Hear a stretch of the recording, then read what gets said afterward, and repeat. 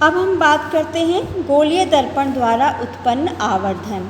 उत्तल दर्पण और अवतल दर्पण में आवर्धन क्या होता है, ठीक है। आवर्धन को m से दिखाते हैं, स्मॉल m। आवर्धन क्या है, एक अनुपात है, दिखाई दे रहा है आपको, क्या है, अनुपात है।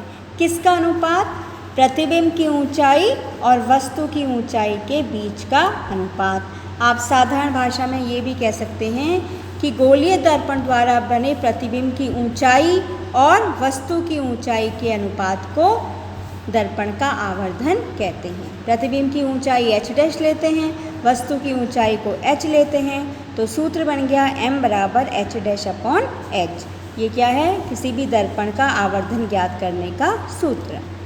इसके अलावा जो आवर्धन होता है वो वस्तु की दूरी और प्रतिबिंब की दूरी v से भी संबंधित होता है। एक फॉर्मूला और यहाँ से निकल के आता है, ये इम्पॉर्टेंट फॉर्मूला है, इसमें दोनों फॉर्मूले आपके आ जाते हैं, m बराबर h'/h और m बराबर -v/u। दो फॉर्मूले, m बराबर h'/h, ये लंबाई वस्तु और प्रतिबिंब की लंबाई के बीच में अनुपात, ये वस्तु और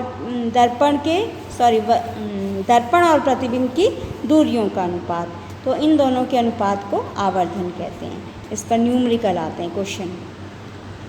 जो ध्यान रखने वाली बात है बच्चों वो ये है कि आवर्धन के मान में ऋणात्मक चिन्ह, माइनस वाला चिन्ह बताता है कि प्रतिबिंब वास्तविक है।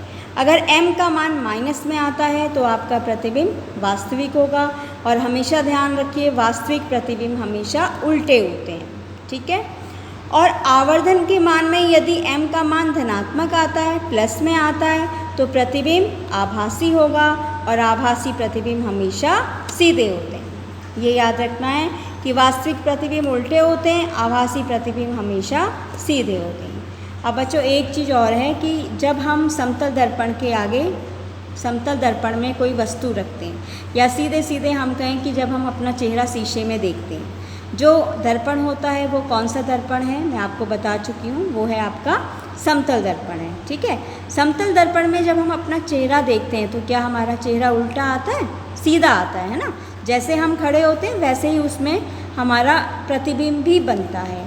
तो ये बताओ कि जो हमारा प्रतिबिंब बन रहा है वो उल्टा है कि सीधा है। आप कहोगे सीधा है, भाई हम सीधे खड़े हैं, सिर ऊपर है पैर नीचे है, तो शीशे में भी ऐसे ही आएगा, सिर ऊपर आएगा पैर नीचे आएगा। तो वो प्रतिबिंब कौन सा होगा, आभासी होगा या वास्तविक होगा।